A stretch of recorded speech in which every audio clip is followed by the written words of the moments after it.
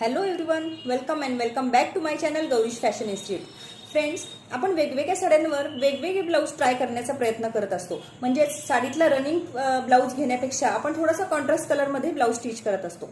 तर तुम्ही कधी व्हाईट ब्लाऊज ट्राय केला आहे का? कुठल्या साडी आधीच्या काळातल्या ज्या लेडीज होत्या त्या कुठल्याही साडीवर व्हाईट आणि ब्लॅक ब्लाऊज वेअर करत असत.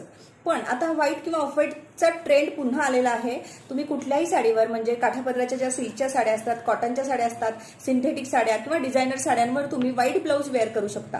हा, पण त्याच्यामध्ये थोडंसं व्हेरिएशन आलं पाहिजे, थोडंसं डिझायनिंग आलं पाहिजे. मग त्या कुठल्याही साडीवर खूप छान पद्धतीने सूट करतात. जसं की आपण सिल्कचं फॅब्रिक घेऊ शकतो, त्याच्यावर काही embroidery, fabric painting, Hakoba fabric घेताना हकोबा प्रिंटमध्ये घेऊ शकतो किंवा कॉटन बेसवर प्रिंटेड ब्लाऊज घेऊ शकतो. हे अशा टाईपमध्ये ब्लाऊजेस केल्यानंतर आपले ब्लाऊज खूप ट्रेंडी दिसतात.